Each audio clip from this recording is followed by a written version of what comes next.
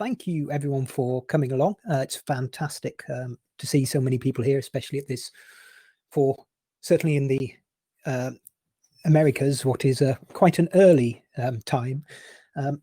This is the GNOME Foundation Annual General Meeting.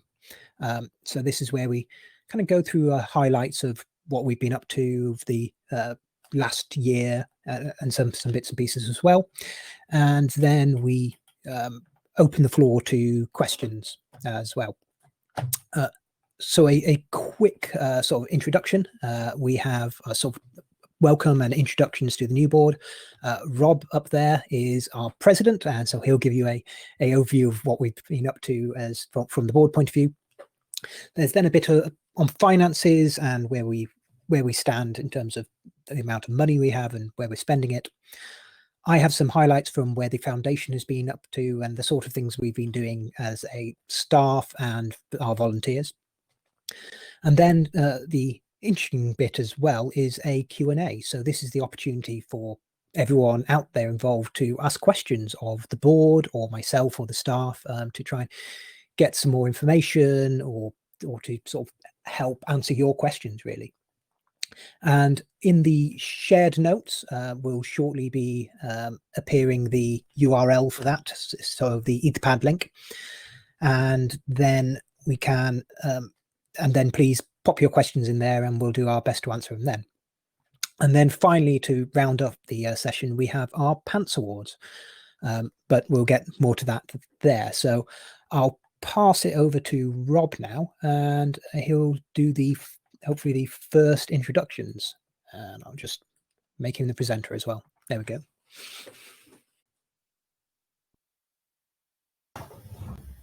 Hello everyone. Good morning, good afternoon, or good evening, depending on applicable jurisdictions. And first of all, thank you for returning me to the board. I'm happy to be serving as president again, so I appreciate your votes. So just to do some quick introductions. I don't know if folks are around and want to turn their cameras on, just to introduce this year's board. This was the first year where we had elections for half the board after our resolution last GUADEC to set the board terms to 2 years, where we would elect half of the board at a time. This has been part of a sort of general move to make the board a bit more consistent, a bit more strategic, and able to look for kind of longer term goals. As previously we've had years where all 7 board members have left and a new 7 board members have appeared, so plus or minus 1 person, leaving Rosanna trying to explain what the board does for about half of the year, and slowing things down a bit. So really pleased to see some consistency with the board members and some new faces as well. So able to kind of keep up the momentum that we've been building. So in terms of officer roles, I've mentioned I'm the president. Very pleased to welcome Regina to the board, and she will be serving as vice president. Alan is continuing as chair. So he's sort of setting the agendas and making sure that we all stay organised in the meetings, which is no mean feat. Philip Pimento is continuing as assistant secretary and has also stepped into treasurer role. Kat returning to the board after a year's break, stepped into secretary role.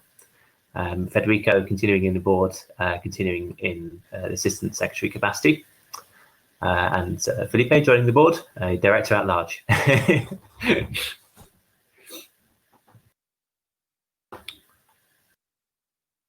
was waiting for somebody to change the slide. That's me. Yeah, good. Of course, a huge thank you to our outgoing directors, to Carlos Soriano, who spent many years on the board and was our treasurer for the longest time as well. His new role makes it very hard for him to find enough time for board stuff, but he's no less appreciated. So thank you, Carlos. Tristan and Britt, both hugely active community members, working in the coding side and the engagement side respectively. Very much appreciate to have their insights in the board as well. So thank you to all of the outgoing directors. We have, I think without any real changes, reappointed the board's committees. So we must annually appoint the committees to continue their appointments. We have two new committees this year. We've very recently created the Circle Committee and conferred a committee status on the release team. The reason behind this is that we have set up a policy that determines who is allowed to use the GNOME trademark and under which circumstances. So this is, in a sense, choosing how the Foundation's resources get used, in a sense. So the release team holds part of that puzzle, and the Circle team holds the other part for the wider application ecosystem. But yes, the compensation committee is ex officio, so that means that Philip and I are on this committee by dint of our roles in the board. The president and the treasurer should be involved in working out what the executive director should be doing and what they should be paid. But yes, a huge thank you to all of our committees, and some of these can be a lot of work and almost in some cases more work than being on the board. So it wouldn't be possible to kind of do the job of the board of the Foundation at our level without the help from these committees. So thank you to everyone on this slide. Thank you also to the Foundation staff. Personally, I'm very, very pleased to see there are 9 names on this slide, which I think is the most that it's maybe ever been. Right? This is really, really fantastic time for the Foundation in terms of us being able to pick up programs and really get stuff done using the funding and donations and the resources available to the Foundation. So, but I will let Neil kind of talk about that. But yes, thank you to all the Foundation staff and everyone on this slide. So, quick report from me, maybe just quick highlights from my perspective about what the board has been kind of focusing on and what we've achieved over the past year. I mentioned earlier that we've been focusing on an oversight role. So this idea that with a foundation that's more active, staff that's growing, the board is able to kind of step back a little bit and take a longer term view, look for the mission of the Foundation and how that fits together with the GNOME project, and look for the strategy. So that's how does the Foundation best deploy our resources in support of the mission. Alan has been, a huge driver in this. Neil has been a huge driver in this. That we've been trying to kind of make that relationship between the board and the Foundation clearer and more consistent and more formal, and reduce the day-to-day stuff that comes to the board and make it a bit more stable and predictable for Neil and the Foundation team what they're expected to get done. And so we're continuing on that kind of process. We've moved now to monthly board meetings. We have kind of pre-planned schedule across the year. So maybe focusing 1 month on strategy, 1 month on finance, 1 month on policies. Over the past year, we've been working on various process and policy tweaks. So we've improved the conference bidding process. So we've separated the role of the board and the Foundation there, and made it more clear where the staff stepping in and kind of delegating the execution and where the board has the policy oversight. One of our kind of long-running just achieved before the election processes was to really define what is GNOME software, who gets to choose that, who gets to choose the trademark and the Foundation resources are used. So we have the release team who kind of have always made that decision for kind of GNOME core apps. So we've given them the power of the committee to determine that. And we've added the Circle committee to welcome a kind of wider ecosystem of application components that support the GNOME project. Other bits and pieces, we were very happy, particularly Federico, whose his main objective of standing in the board in the first place was to move the Foundation into a new, more inclusive code of conduct, which we've approved and implemented over the past year for online events. More on that later. We've also improved some of the structure around the committees. I kind of mentioned that they are defined in the bylaws. They acquire sort of specific powers the board has. And so we've been working with the committees on improving a little bit of the transparency and reporting. So having a sort of designated chair that the board can go and ask them what's going on, try to at least have a certain number of minuted meetings. And there's a lot of procedural stuff in certain committees, like leadership or travel to processing applications. You wouldn't necessarily minute those, but if you're having a meeting about changing the policy or dealing with exceptions and things, then just having a bit more record of kind of what's being done on behalf of the foundation.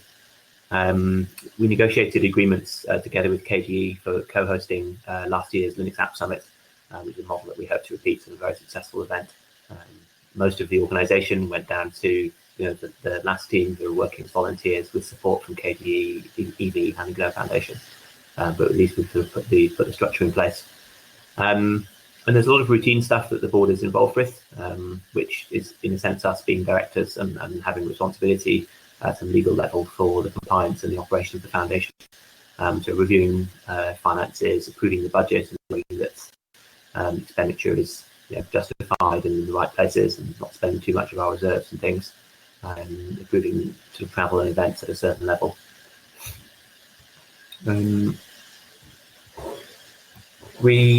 I've mentioned the committees, just to kind of maybe summarise a little bit what the committees have been up to over this past year as well. I mentioned that a lot of these committees have a lot of kind of regular work. The release team does, the travel team handles those requests, membership committee handles foundation membership renewals and elections and things. So this is more just looking at kind of procedural changes and what's been happening at that kind of meta level of how they work. Circle committee is brand new. It's been working on the infrastructure. How do you apply to be a GNOME Circle application? But they've already processed the first application by only being around for a couple of weeks. Code of Conduct Committee, they are currently arranging another incident response training with Sage Sharp from Offertech.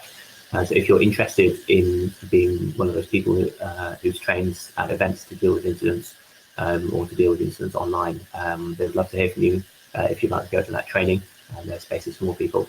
They're also looking for volunteers to set up an online moderation team that kind of brings some kind of common team across all of our different online spaces. So if you're interested in either of those, please reach out to the Code of Conduct Committee. Membership and Elections Committee is coming on well. We had some elections, we've got members, these are all good things. They're working on the process and maybe moving it over to GitLab, so that they can use GitLab to kind of tell what people are doing in terms of contributions and participations, and just making that a bit more streamlined. And also working with the engagement team on ways to kind of drive awareness for foundation membership, and making sure that if people are contributing, that they also know that they're entitled to become a foundation member, and ensure that we have a broad and diverse membership base. The release team committee, a recently committee's team, have just been formed as a committee, and they're currently kind of going through this process of reviewing the core apps and deciding kind of what kind of fits into our new definition of GNOME software. We've now got GNOME OS images available for every release, so for testing and being able to actually try a sort of vanilla setup with all of the GNOME core components. We're working on automation and new versioning scheme proposals, which will be discussed in due course. Travel, obviously, it's been a very strange year for many of us with the coronavirus, so the travel committee is on hold to a greater extent, not many travel requests, but we've been using that time to improve the application process, so just trying to look at tools and processes to make it more efficient for processing requests. In terms of the board's goals for the coming year, I've sort of mentioned a lot mission and strategy, and it was something that we'd hoped in the previous board to kind of get to a place where we could share and consult more with the community.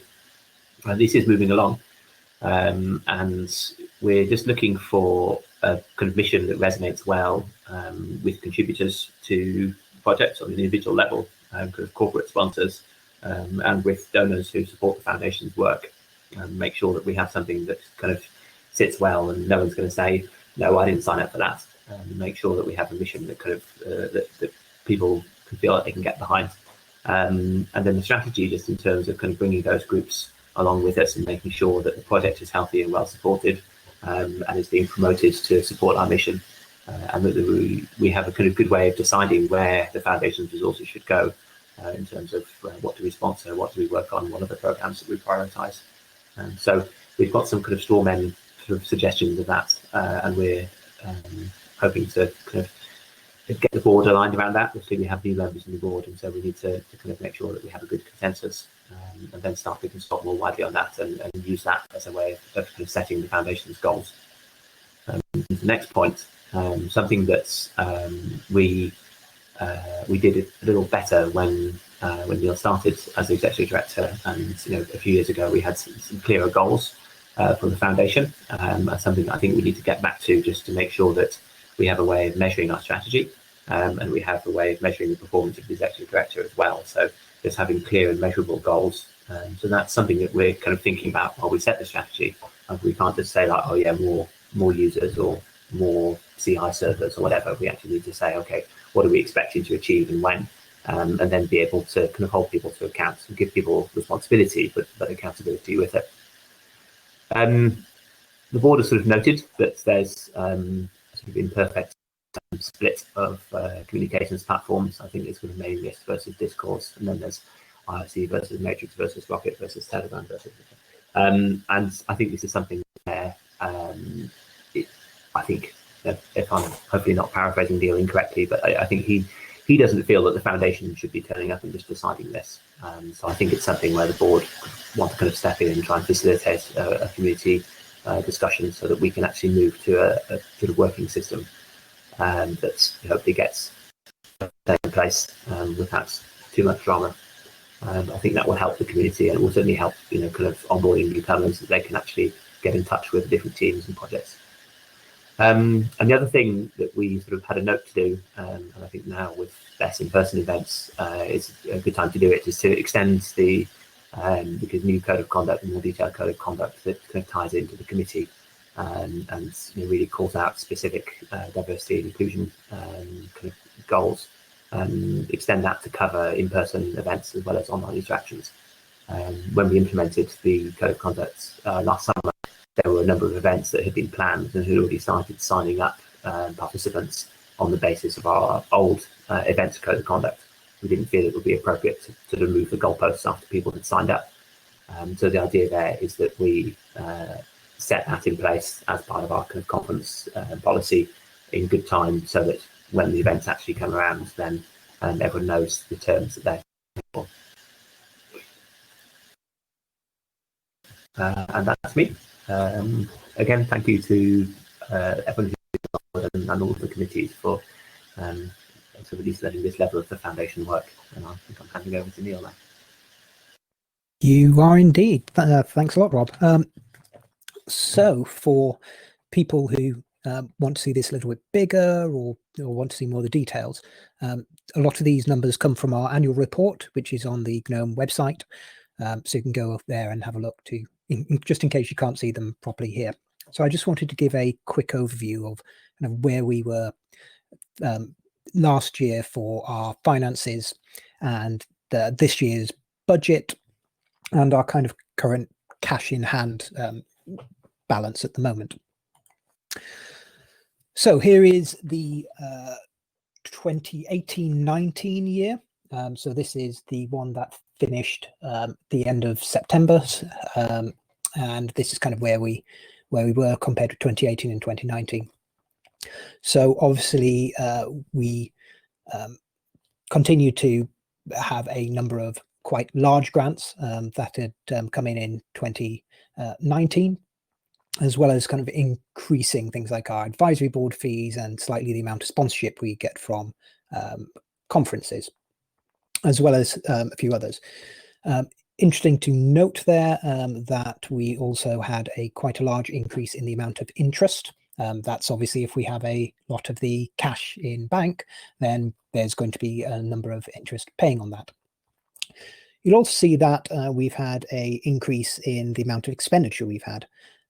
Part of this is due to conferences and the amount of things we've been doing around that and managing to support a lot more. And that includes things like travel within that. But also, obviously, a large increase there has been the cost of our staff members as well, because we've obviously brought on more people to support our work and to sort of continue doing that.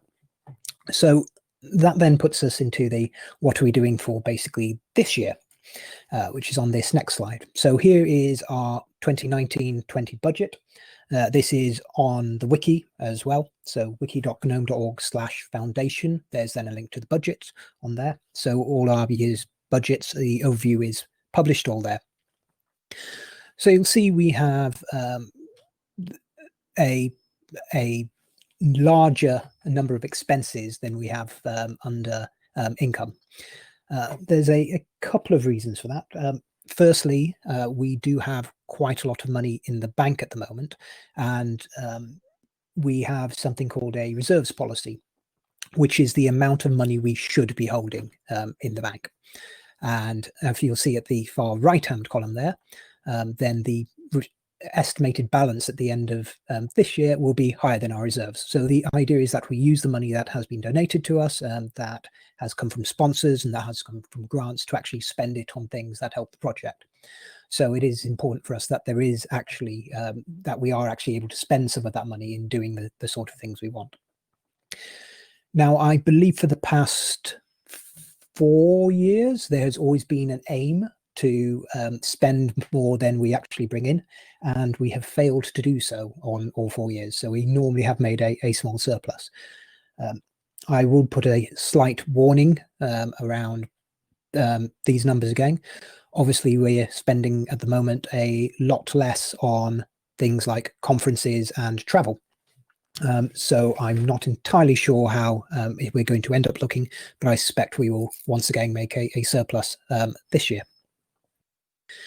So on to, sorry, a slight correction from Rosanna, not 4 years, apparently all of the years. So we've always managed to make a surplus, despite in some years trying to run a deficit. So kind of on to our sort of current balance here. Couple of explanations. Holding accounts essentially equates to things like PayPal, Stripe, things like that. So places where we've received funds, but it hasn't been transferred into our bank accounts yet.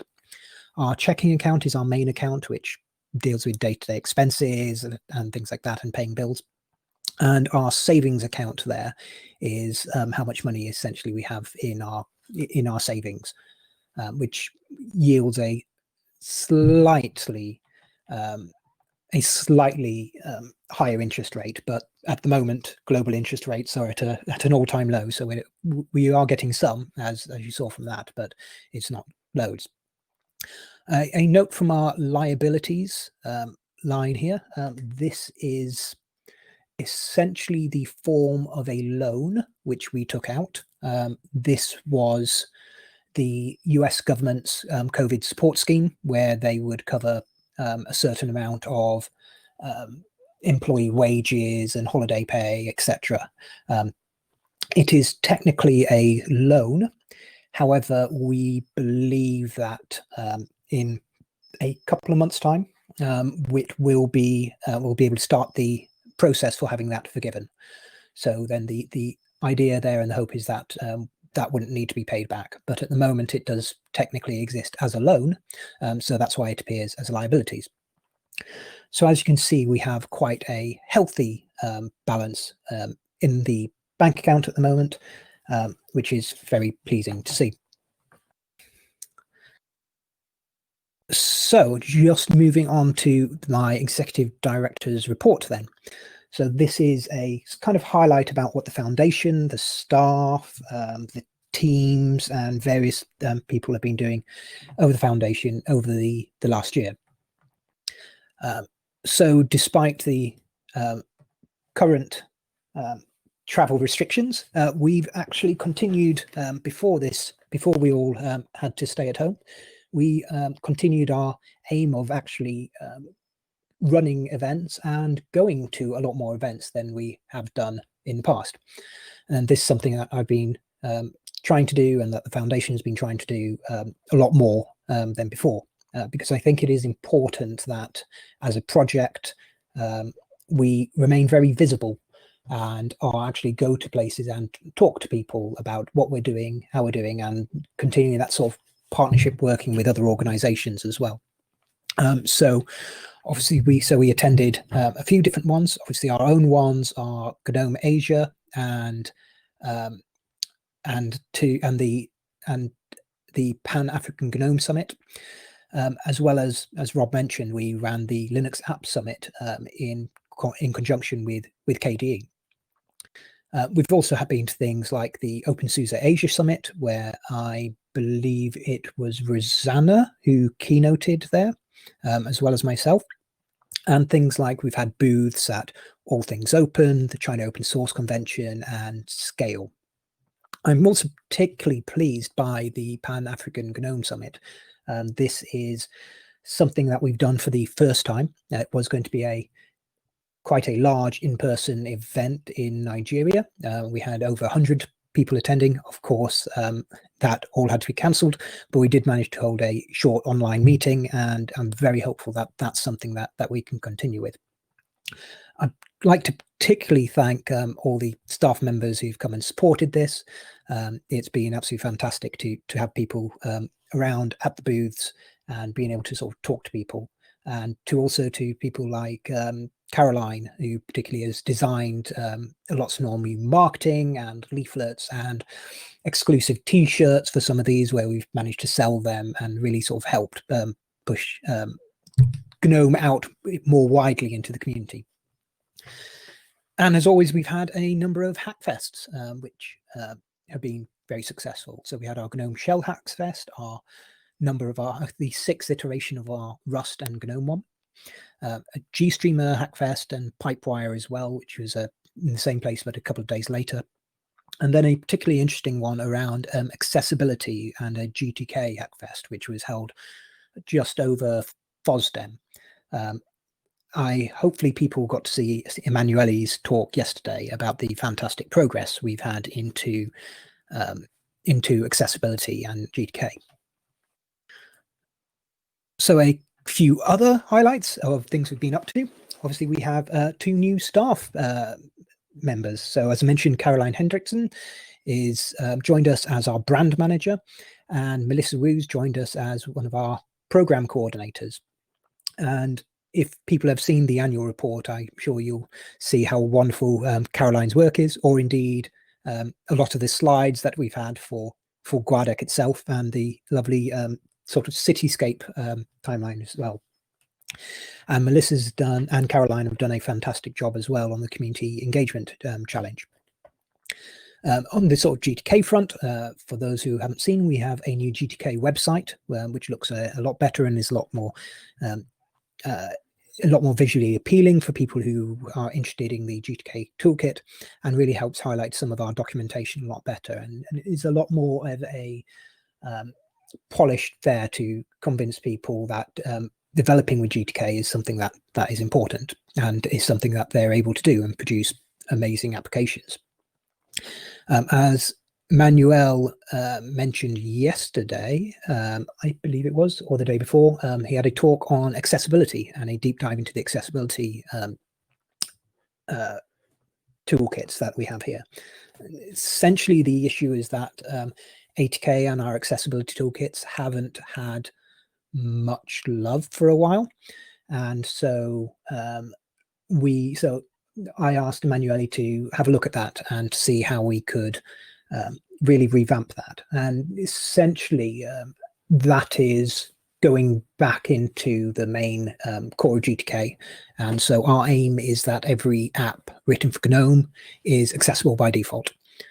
For many years, GNOME was the most accessible desktop. I think we've seen a fall over a few years, especially with essentially other desktops have really upped their game. So Windows and macOS have really sort of upped their game in terms of accessibility. So we kind of redoubled our effort there. Some people remember that we've had some issues with the Free Software Foundation and GNU project leaderships. That came to a bit of a head. It is, in my view, unfortunate that still isn't fully resolved. I did ask the GNU project about 10 months ago to make it clear that GNOME is not a GNU project. We don't use their resources. We have a separate foundation. We don't fall under the same thing. Despite even having phone calls and a number of emails over those 10 months, including with RMS, we are still listed there, which is disappointing, but work continues over there. We've had some new trademarks registered as well. So GTK, the GTK logo, the flat hub and the flat pack are now all registered trademarks. of the foundation. And then we've had some fun ones with lots of infrastructure moving around. So big thanks to Andrea and to Bart for helping out a lot with some of these. So we've had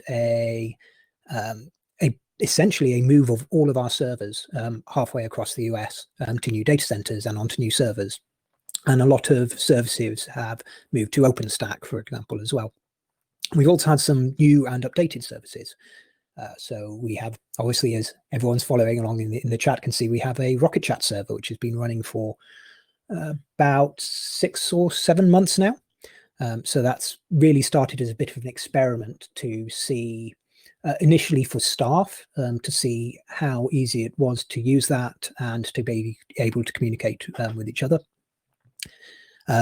Obviously, we've had a rather large big blue button server, which is what this the meet.gnome.org is running off, and hopefully people are enjoying it and able to use it quite easily, and we're hopeful that it will be able to be something that we can use in future. I'm also working with talking to the Linux plumbers organizers and the Debian DebConf organizers about Big Blue Button and how it can be. I think we're one of the first large projects to actually use it in anger, so to speak, and to really see how it works. So thank you very much for everyone who's been bearing with us while we've been trying it out. There's a couple of other ones in there. So we had a Nominatim cacher. The Nominatim is the OpenStreetMap service where you can put in text and it basically gives you a location.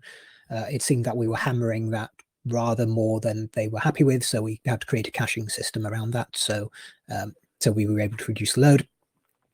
And we had an issue with the Google APIs where due to things like updated privacy laws throughout the world, they were becoming a lot more restrictive on which APIs could be given out and how that worked. So that was a big issue for GNOME Online accounts. So that required a considerable amount of work and back and forth between Google and various other bits and pieces for us to show that we treated users' data well. A bit on some of the other kind of things we've been up to. So we ran a autumn fundraiser to try and get more friends of GNOME. These are our regular donors, people who support us every month, for which we're very, very grateful. So we had 81 new regular donors and 250 total new supporters. So there was also options for people to donate once. And so that was fantastic to see. Obviously, something which I'll come on to in a little bit. We had a fundraiser for our legal defense fund. This was from when a patent assertion entity sued us for allegedly breaching patents they hold in Shotwell. I was particularly pleased to see that we raised over $150,000 there, and from over 4,000 individual people there as well.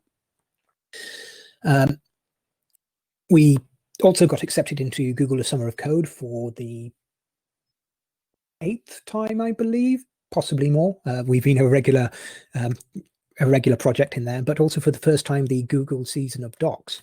So that's about to kick off, and we have a number of slots there as well. So hopefully we can get some really good technical authors coming along and helping us with some of our documentation. And we also funded 5 outreachy internships, which was fantastic to see as well. And now kind of moving on to the thing I announced last year, which was the Community Engagement Challenge. This is what I announced last year at the AGM. I'm particularly pleased that we had 149 proposals from every continent except Antarctica, I believe. So that's been a fantastic to see a real good number of people applying, and a huge thanks to Caroline and Melissa again for really pushing that through. So a bit about the Community Engagement Challenge here.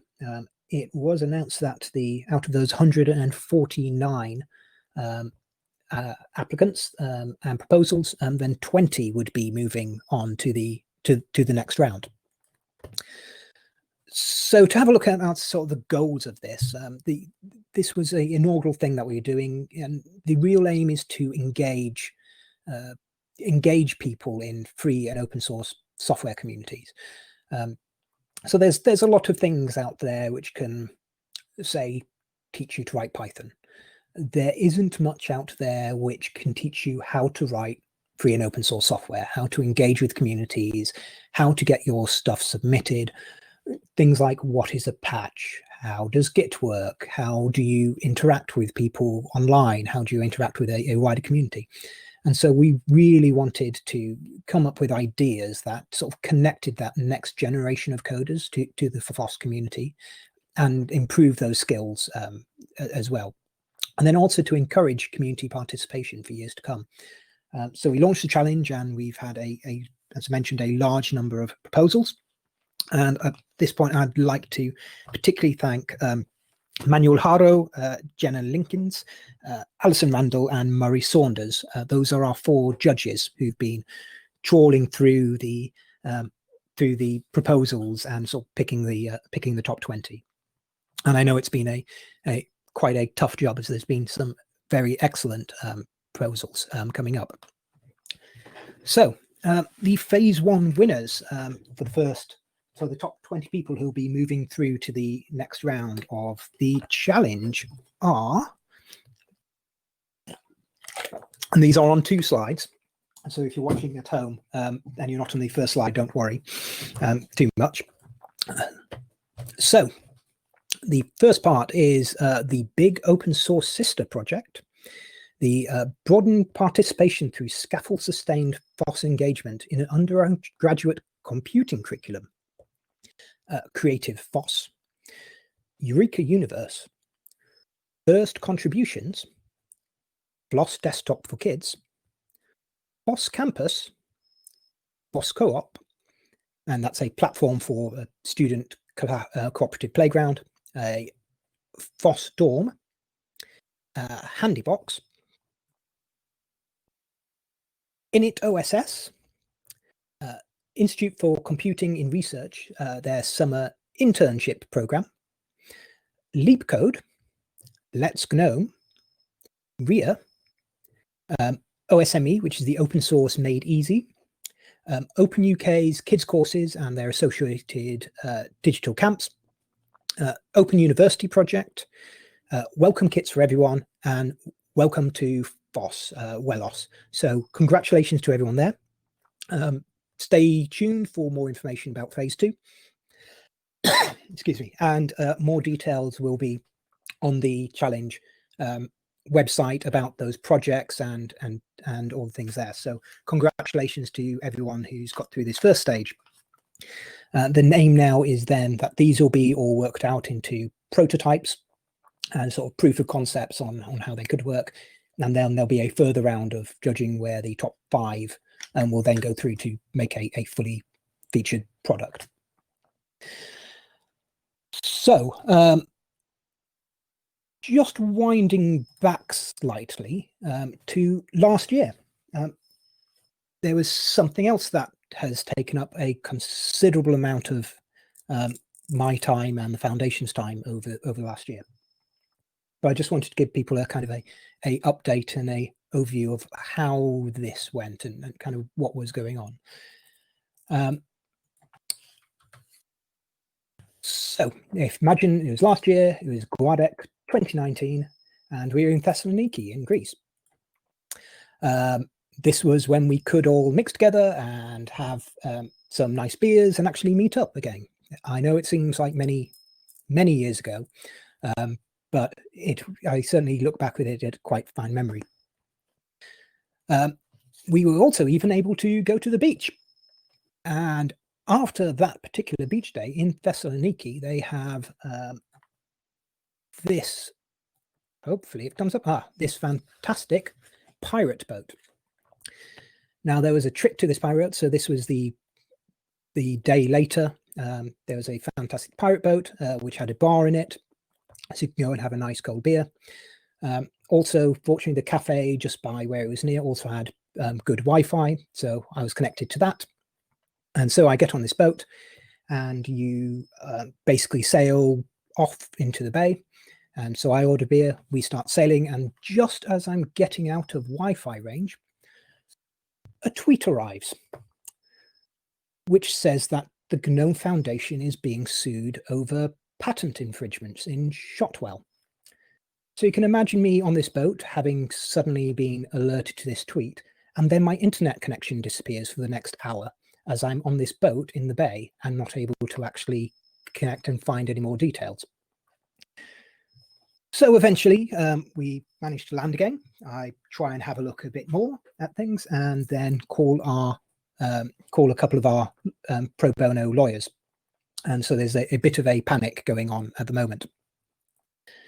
Eventually the next day I fly out back to the UK, and I land to find an email from Max Berkowitz at Shearman and Sterling. And Matt was very kind and basically was offering to defend us pro bono against this particular patent insertion entity. And I think it's fair to say that the advice and the help that they've given us throughout this patent case has been absolutely invaluable. It got to the stage in October that we wanted to go public with our response to the issue and what we were going to do. I was concerned that what had happened with Rothschild before is, for example, they sued Garmin, and there was a lot of, and Garmin said, no, we're not just going to pay you. And there was a lot of back and forth, and they basically dropped the case about an hour before it was actually due to be heard. And so we took a position that we weren't simply going to settle. That wasn't going to happen. And we wanted to send a message to any other PAE out there that if you come after free and open source software, we will fight back, and we can have the funds to do it, and we will fight back aggressively. So this eventually came to a bit of a head in eventually February. So I was out in California for the court cases, and then we started to talk to Rothschild about what it would take if we would settle. Initially, they offered to let us settle for $75,000. So we would pay them $75,000 and then we would receive the license. We declined. We then, once we filed our countersuit and our motion to dismiss, which meant they couldn't basically withdraw it, and we were also seeking costs and damages from them, they counteroffered with another settlement agreement where we both walk away and keep our own costs. Again, we said no. Eventually, we reached the rather extraordinary position where not only is GNOME protected from this particular patent, but all of any software that's released under a OSI, under an OSI approved license, is covered from any of Lee Rothschild's patents for their entire portfolio. So essentially, they can never sue any free software project again. This also does include in the case that he sells some patents. So this license goes with it. And it also includes if he acquires some patents or invents any new ones. So this includes all future patents as well. Is it a shame that we didn't get this particular patent struck out? In a way, yes. But I believe that the protection for all of free software from an entire patent assertion entity is something that is a much more valuable prize that we've managed to gain for the entire community. And at this point, I particularly like to thank Matt Berkowitz, Kieran, Joy, and Larry from Shearman and Sterling for stepping up and offering to be pro bono counsel for us. It wasn't us who reached out to them. They noticed that this patent had been, this dispute had been filed against us and emailed us. They saw a non-profit that produced free software being sued in this way, and then they wanted to help us. So a huge thanks to I think the GNOME, the foundation, and more in general, the entire free software community holds a huge debt of gratitude to Matt Berkowitz and his team at Shim and Sterling. So I've been talking for quite a bit too long now. And so what we now have is the Q&A session. So this is hopefully where we can answer any questions that anyone has about the foundation, about GNOME, and what we're up to. So I'll invite board members to come back on and see where we can do, and then see how many questions we've got. I admit I haven't been looking at the chat or the Etherpad, so hopefully there are at least some questions from everyone out there. Let me see.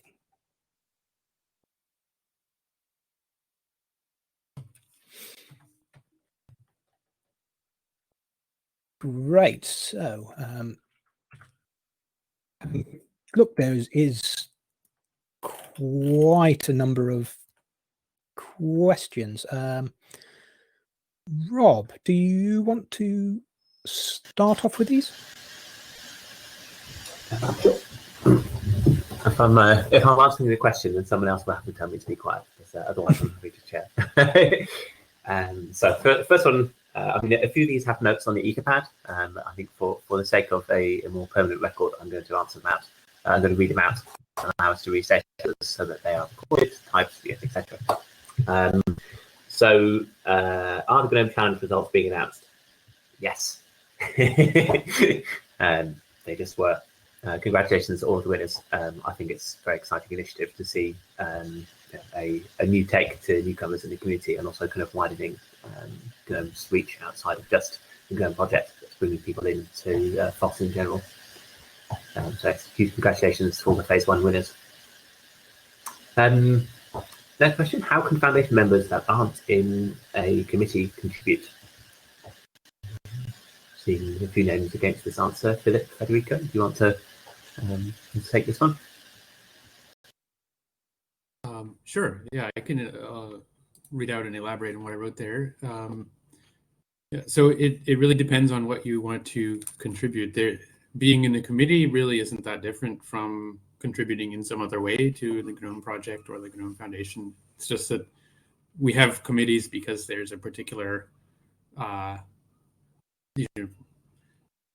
guess legal separation where if there's a power that that belongs to the board that we would need to delegate, for such as spending money or something, then that must go into a committee. But otherwise, contributing to a committee isn't any different from volunteering in some other way, as you normally would to contribute to GNOME. Yeah, foundation members can join committees at any time, not just during the annual meeting. So if you would like to help out with a committee, then contact the members of that committee and ask them how you can help. So I hope that answers the question.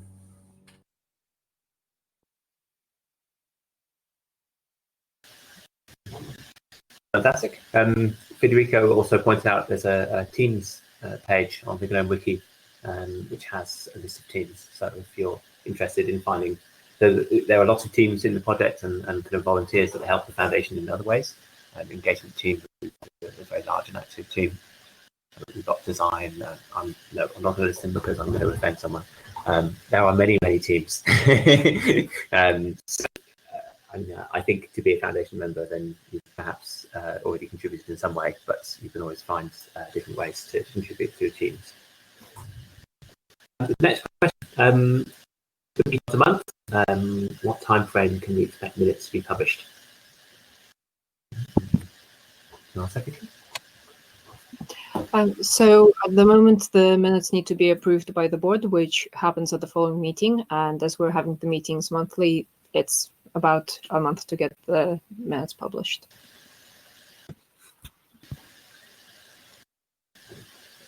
How much of our CI, that's continuous integration, so building our source code very frequently to check that it still builds, and maybe even tests, and maybe even works. So how much of our CI and hosting infrastructure is not donated and is paid for by the foundation? So with Free Desktop, they had to adjust their CI workload to avoid unnecessary expenses. Does GNOME need to have the same concern? Probably a Neil question. Or yeah, you might sure. reach for someone else in the staff. So we've certainly over the last year or two, we've moved quite a lot of our infrastructure around. It used to be that a lot of our stuff went through DigitalOcean droplets, and at that time, so we were getting some cost through that, and a number on AWS as well for example, our GitLab runners and things like that. At the time, GitLab were kindly sponsoring a lot of those runners. Since then, we've moved into, we have a lot of credits from Amazon, but also dedicated servers that we run. So it's not the case that we're just chucking it into the cloud and paying the expenses there. We do have a lot of our hosting is now donated, although there is obviously some expenses that we pay for that, things like warranty renewals on servers and things like that. So I don't think we're in the same sort of position as fortunately as freedesktop.org was. And yeah, as always, we maintain fairly good relationships with various ISPs and things like that around. So where we do pay for hosting, it tends to be for dedicated hosting rather than cloud instances. And we normally manage to negotiate considerable discounts over the sort of commercial prices that people would pay, where we do have to pay for things. So, for example, an example of that is where we do pay some things is the FlatHub and FlatHub building systems, the macOS runner and build system for like GTK integrations, and some fees for to Mapbox for GNOME Maps and for the tiles there. But obviously these are obviously, we managed to negotiate quite a good discount from those.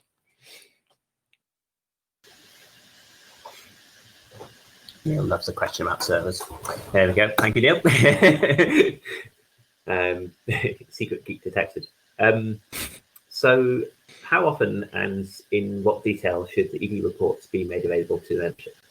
The board is regularly informed that there have been old mails on the foundation list suggesting it was initially planned to have the reports weekly or fortnightly.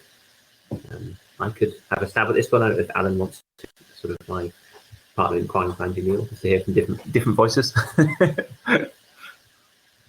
No, Alan wants me to answer it. You go first, and then I can follow up, maybe. Yeah, I think just in fairness, the board has, we originally had the goal, but it's going to speak to what I said 2 or 3 at the start of the meeting, that 2 or 3 years ago we had goals to Neil that specifically did include reporting out to membership monthly. But the board weren't following up on those goals particularly well. So we're hoping to do that this year, but about the meta level, to make sure that we have clearly aligned expectations. I think the other thing that would be fair to say is that that interface between the executive director and the board, we've also been kind of tuning that to not have the board sucked into detail and kind of get very detailed reports with information that aren't available in other places. So we've actually been getting less detail and less time in the reporting from Neil, essentially giving more sort of responsibility and autonomy to communicate on the foundation's behalf, which has been working quite well. But yeah, I think this is a space where we can improve, and I think some of our goals will be around communication, just to make sure that it's clear to supporters and contributors and sponsors what the team is doing with resources. I think that's very important. I don't know if Alan or Neil wants to add anything there. Yeah. So certainly when I first started, there was basically me and Rosanna, and we've now grown to a somewhat of a larger team. And so what is happening is reports are coming out monthly, but they're not coming directly from me. So if you have a look at the Foundation engagement blog, you'll find our Friends of GNOME update, which comes out. And that really covers more than exactly what I've been up to on a day-to-day basis, but it's more what the whole foundation has been doing, and it covers, say, all the staff and all the sort of projects and things we're doing. So that's probably a more useful overview for everyone of where the foundation is and kind of what we've been doing. So if you are a friend of GNOME, that also gets emailed out to you, but it's also on things like planet.gnome.org. So if you sort of follow that along, then you get regular updates through that on kind of where we've been doing and what we've been up to. Yeah, I just reiterate what Rob said in terms of reporting being a kind of evolving situation as we develop our various roles, and we're looking for improvements there, and I think we've been making some quite significant improvements recently. One thing I'm very keen on, which we've just started doing this year, is doing a proper kind of quarterly finance meeting with the board with a finance report, which, if anyone has been on the board previously, will know that that's not something we've ever done before. It's actually kind of important, not just to look at the finances once a year, but to have a regular look at where things are and focusing on particular areas and really do a thorough job of looking at those critical areas of the organization and make sure that everything's running smoothly and is where we want it to be in terms of our plans and our strategies looking forward.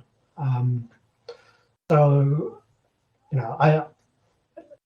I think that reporting is all part of good governance, and we've seen some positive developments there, which that doesn't exactly answer the question, because I think the question is probably interested in knowing what the staff are up to. But it's maybe to twist it around a little bit and say that, the important thing from the board perspective is actually making sure that we're kind of scrutinizing what the organization is doing and making sure we're on a good path. I did have to tell Neil off that he wasn't showing off what the staff have been doing in a bit of the presentation. So I was much happy to see the highlights, look at all of this stuff that we're doing. It's really cool to see.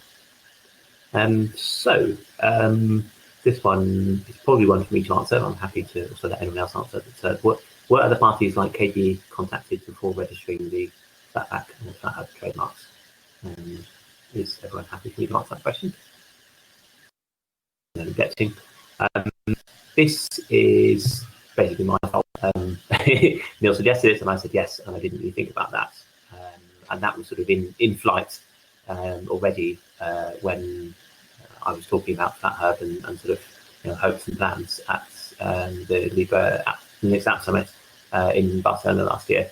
I've actually had very constructive conversations after that with Alish from KDEV, and we've had at least one call about kind of goals and mission for FlatHub and where it should sort of live in the present and in the future.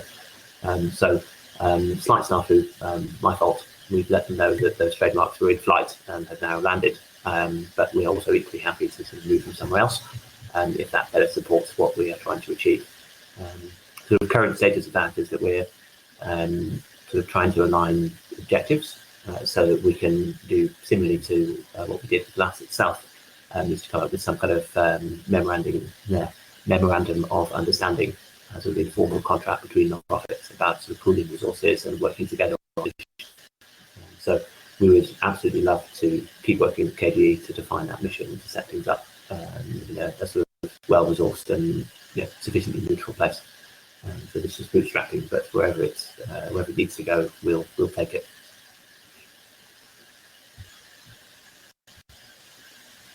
If anyone else wants to add anything there, better that we have it than someone else. So at least we can put it in the right place once we figure that out. Another FlatPak question. Are there any initiatives around FlatPak and FlatHub that include collaboration with other parties, e.g. KDE, SUSE, GUADEC, I don't know, and other gaming projects to help with improving the library of FlatPaks and FlatHub and improving the developer experience of FlatPak? So a big chunk of sysadmin time from the foundation goes, not a big chunk, but a chunk goes towards supporting FlatHub and keeping it running. And that's certainly, I think, the main thing that the foundation directly is doing. I think FlatHub, sort of the wider community group, is already an amazing collaboration point between all of those people that are listed here to bring apps in. With closing on 1,000 apps available in FlatHub, and that's without a sort of dedicated developer relations team and things. So it's great to see an actual kind of groundswell of community support there. The graph just does this. It keeps on doing this, and that's quite heartening to see. I guess personally, selfishly, I think apps are very important for the desktop ecosystem. I'd be very interested in the GNOME Foundation working on developer experience that helps to kind of fuel that wider app availability. In a sense, some of the initiatives like GNOME Circle and kind of giving some official standing to applications and opening foundation resources to them helps in this direction. But if anyone else wants to add anything there, I'm happy to shut up for a bit. Yeah, I mean, Rob mentioned earlier that we've been, well, sorry, it's Neil actually, we're talking about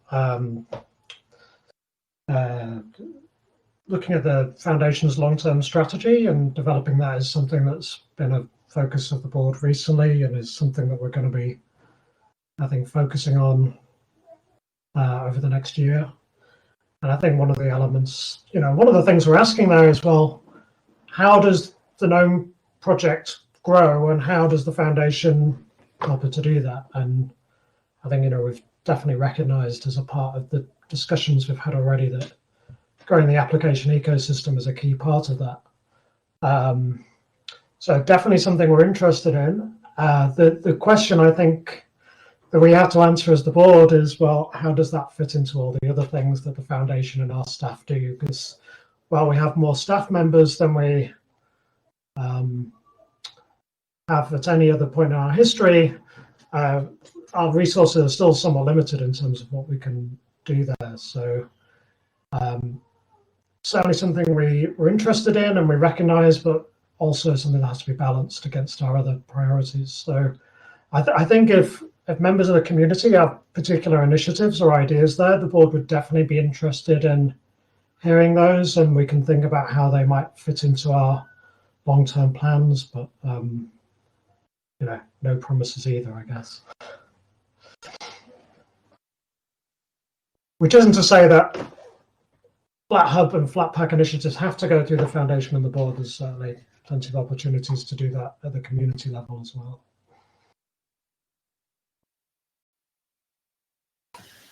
I see we've got a few last organisers, but maybe we have. I thought we had Adam Pope earlier. We snuck off. Nuritzi, Sri, and we have a last question. What are the plans for the next App Summit this year, given COVID-19 lockdown? If anyone wants to pop up and ask that one.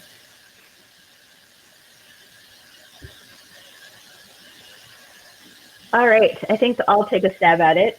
I don't know if Shree's here too. Hey everybody, this is Nuritzi, and for this year's Linux App Summit, we're going to be doing a virtual conference. It's going to be held in November. Let me look up the exact dates. But our call for papers is now open. So we're hoping that you all will go back to, well, I guess you're already at your computer, so you already have an advantage, and submit a paper. That's what we want most of all right now. We're also looking for additional keynote speakers. So if you have any ideas for us, please send them our way. But we already have some people in mind, and we're really excited about what they're going to bring to the table. Let me check on these dates. Sorry for not knowing them off the top of my head. but you should also follow us on Twitter because we will be posting updates about that as they come. That's just at Linux App Summit. And all right, the dates are November 12th through the 14th. So I'll post a link to our Twitter account so that you all can follow it. And yeah, are there any other specific questions about what's happening at the Linux App Summit?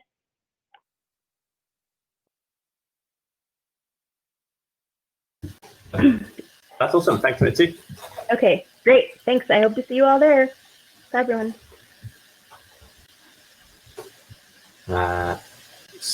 Just a quick time check. We're scheduled to run through to 20 past, so that gives 13 minutes. I have asked Bart for permission to try a silly experiment at the end of the AGM, which is to try and do our group photo through the means of making the big blue button server explode. If you would like to appear in a group photo, which we will do at the end, just in case we do actually crash the server, then feel free to make yourself presentable and do whatever you want to hide all the rubbish in the background, which I haven't done, so that you can appear in a group photo if you'd like to turn your camera on at the end. But I will ask you to do that at the appropriate time. We've got probably about a minute per question, so let's try and pick up the pace. I think no more questions past the dotted line. I'm just putting it to bad. So how does hiring currently work? Neil? Okay, so very quickly, well, at the moment we're not hiring any positions, but in general, what we do is we have a competitive hiring process. So many people apply, and then we run a shortlist based on basically the job description which you post online, and then there's either 1 or 2 rounds of interviews, depending on how many applications and exactly what the post is, and then we make a decision based on that. Did we concede or lose anything in the settlement and resolution of the patent case? Did we walk away without compromises or losses? Well, we can answer that, but Neil? I'm somewhat limited in what I can say. What I can say is I was exceptionally pleased by the outcome. We did not pay them any money at all. And one of the things I was quite keen on was us to be able to prove this. So if you have written any significant piece of open source software, you can write to me and I will send you the full agreement of exactly what has been granted and what we've got away with and what we've had to concede. I would say that we have conceded very minimal concessions over what we've been granted. So yes, email director@gnome.org if you want a copy of that agreement and that you've written some free and open source software, and you can have a look for yourself. Thank you, Neil. Is there a summary available of the tasks or powers that have been delegated to Foundation staff? I think this is a slightly funny question. It's upside down, but I can answer it. But if someone else wants to have a go. So there's probably the best place to look is policies and spending powers and things are on wiki.gnome.org/foundation. So they're linked off there. I mean, it's maybe worth clarifying that the board doesn't specifically figure into that at all. Right. Neil, as executive director, has full executive power over the foundation. By virtue of his position, so he can sign contracts, he can hire, he can fire, he can, sign us up to whatever he wants to do. He's the boss of the organization, right? And then it's up to Neil to delegate powers to his staff, how any other organization would, by virtue of their roles. So constitutionally, the board has more likely set restrictions and approval processes around Neil's otherwise unbounded powers. So for certain things, he needs to come and talk to us. I think implicitly, by creating committees, the board has also reserved certain powers that we've put in place. So the constitution is quite detailed, but essentially, you can assume that everything is nil unless a policy or a committee has put it somewhere else. But we are sort of working on, I think, clarifying some guidelines around board and staff and community interactions. But some of that is just about how the board interacts with the ED, to make sure that people's director hats and community member hats are kind of clearly delineated, and that it's clear to Neil in what capacity he's being asked things by us. What's the Foundation's involvement with GNOME OS at this point? And could we hire someone to work on it specifically? Anyone like to have a crack at that one?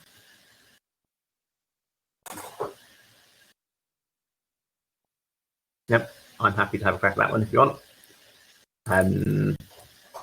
GNOME OS is a very, very interesting way for us to test the GNOME desktop and to do it very quickly and to build it with one module set and these kind of things.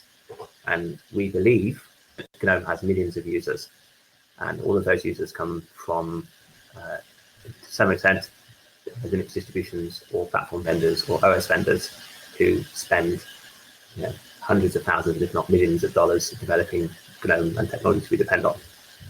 I think it would be a little short-sighted for us to go and poke them all in the eye and say, we don't need any of these kernel teams, security teams, people maintaining platforms, huge dozens of people contributing to the desktop or shipping it or making it work on hardware or relating with vendors, these kind of things. I know how painful this is. I work for a company that does this. Yes, I don't think it's very constructive GNOME to try and turn itself into a distributor in and of itself. It would not really appreciate where the users and contributors and corporate sponsors of the project come from. Opinion? I think it's kind of cool, but I don't see it being a sort of an additive thing necessarily. I think we could, as a foundational project, we could also engage in a much more sort of constructive and making the pie bigger kind of way with the distribution partners and OS vendors and things who work with the project, rather than an antagonistic way. A bit of a personal opinion there, but I don't know if anyone else has any thoughts.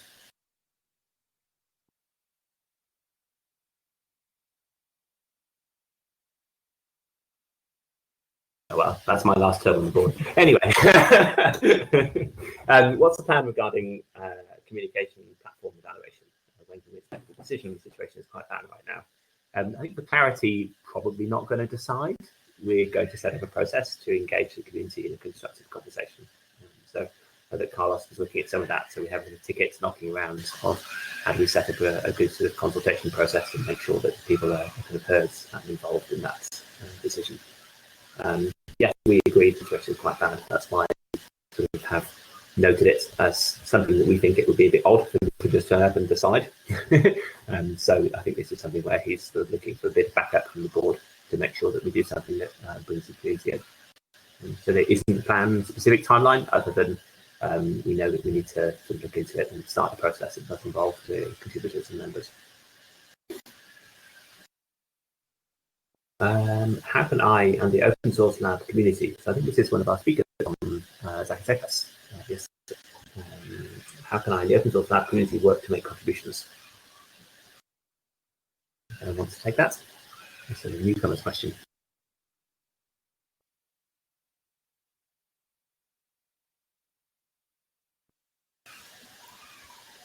Felipe, Federico, some we haven't heard from, Regina?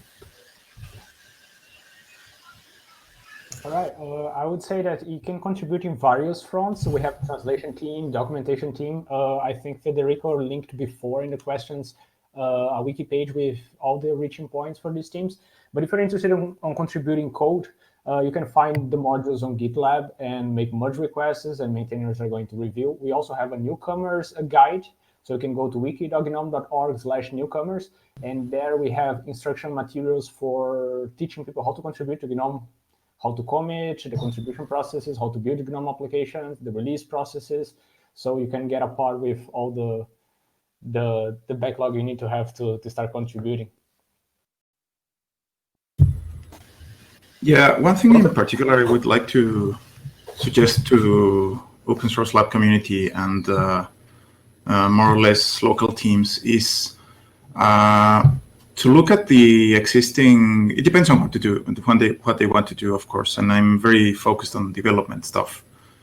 So, for example, if they want to contribute with development or design or translation or things like that, they should definitely look at what we have in terms of documentation right now.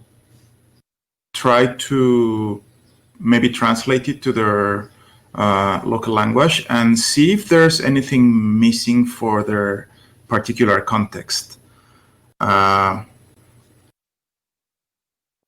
One thing, we had some of this in the past, but I think it's quite outdated now. We used to have translated guides for new developers, and I would really like to see that continue. And if you want to contribute in ways that are not development, maybe look at the Pages team that I just linked before. There's like,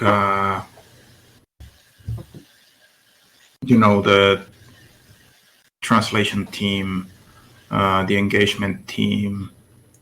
So yeah, just look at what's missing from the GNOME documentation for you to participate in your local context, and tell us, and we can definitely work on that. Thanks, Federico. That's probably more than your allotted minute. Sorry. more links on the Rocket chat. That's cool. Okay, so the last question, how can we contribute to and participate in the long-term planning that the board does? I have seen the answer, vote and hold directors to account. And perhaps a more sensible answer I could ask Alan.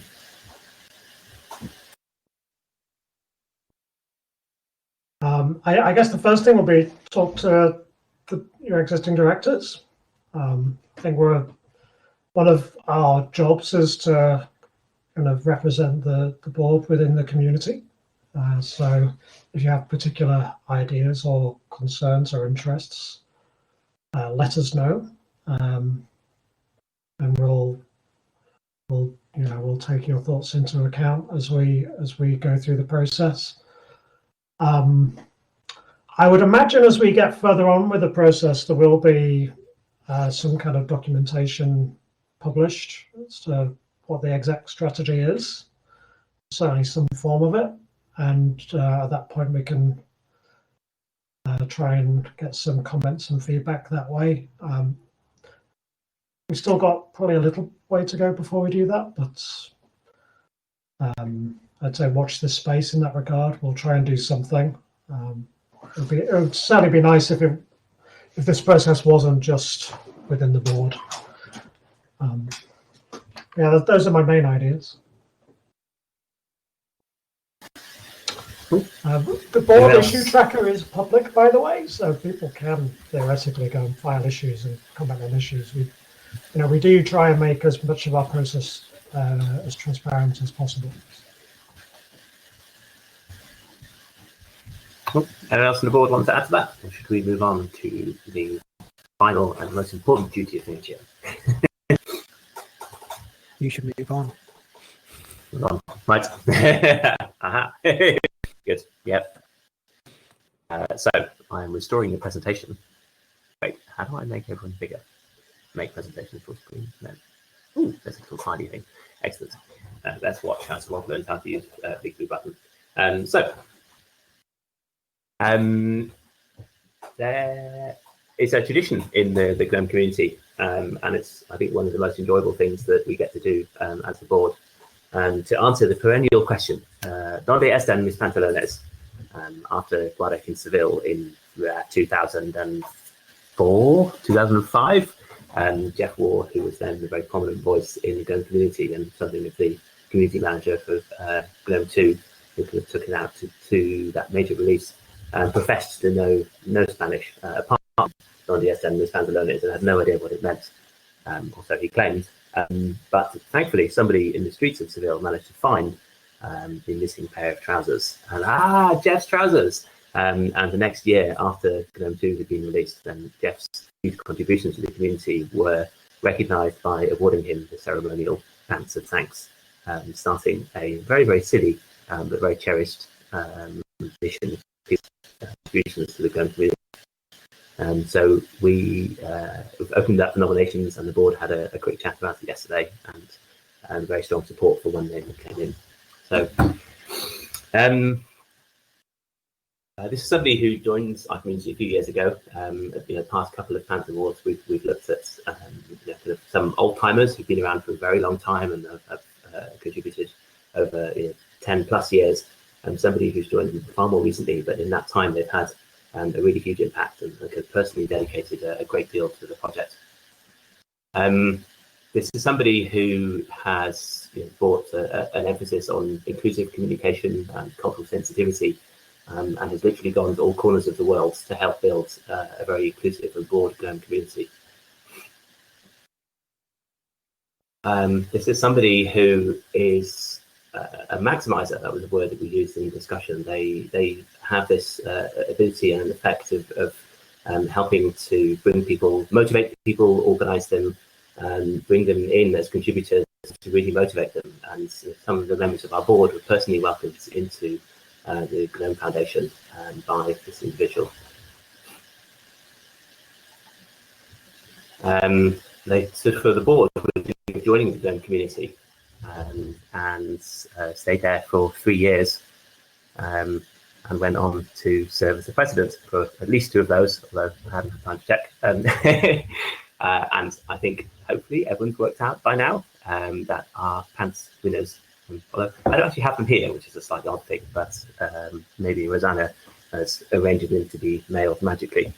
Because we have a logistics team now. We have a shop. We can mail stuff that has GNOME feet on it. Anyway, so this is a huge thank you to Lucy Sanchez for 5 amazing years of huge contributions to the GNOME project. Thank you so much, Lucy.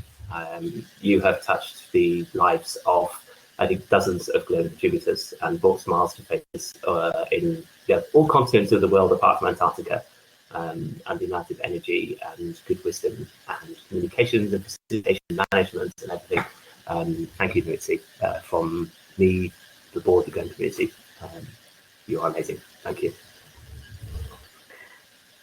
All right, I'm going to unmute for this. Thank you so much. I'm not going to turn on my video because it's still early in my morning and I am a mess, but this means so much to me and I really appreciate it. Yeah, oh my gosh, the coveted Pants Award is finally mine. That's so great. And yeah, oh, wow, I'm overwhelmed. Thank you. I really appreciate it, everybody. Yeah, thank you, Lucy.